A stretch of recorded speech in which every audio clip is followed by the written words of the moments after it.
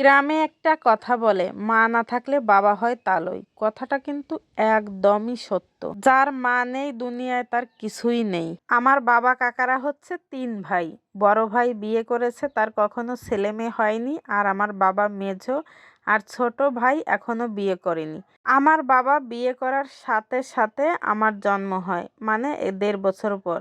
আমি জন্মগ্রহণ করার পর আমার বাড়ির লোকেরা এতটা খুশি হয়েছিল, মনে হচ্ছিল তারা আকাশের চাঁদ পেয়েছে। অনেক আদর যত্ন ভালোবাসা সব কিছু দিয়ে আমাকে বড় করতে থাকে। কিন্তু হঠাৎ করে একদিন আমার মা মারা যায়। আমার মায়ের ছিল মৃগী রোগ।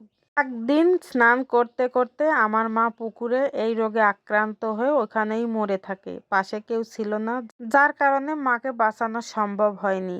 তখন আমার বয়স ছিল ৩ বছর।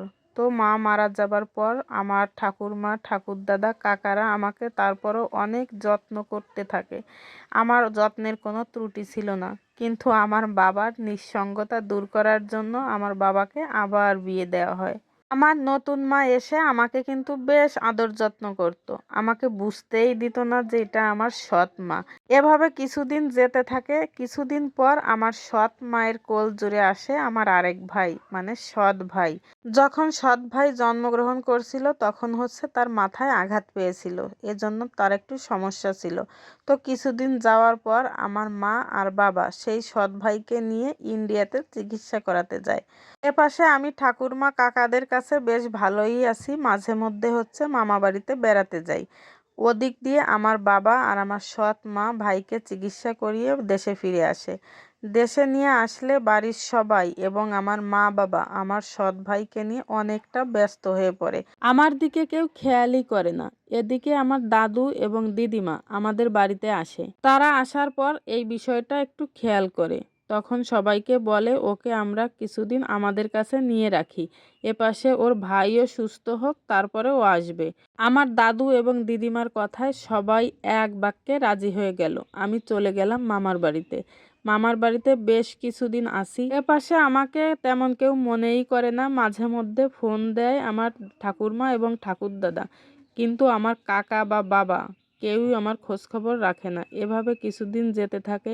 আমি মাঝে মধ্যে এপাশে আসতেও থাকি আমার ঠাকুরমা ঠাকুরদাদার কাছে, কিন্তু আসার পর তেমন একটা ভালো খাতের যত্ন বা আদর আপ্যায়ন আমাকে করে না।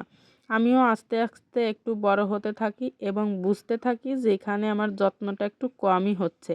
আর ওপাশে আমার মামার বাড়িতে মামারা বিয়ে করেনি, দাদু দিদিমা মামারা আমাকে বেশ যত্ন করে।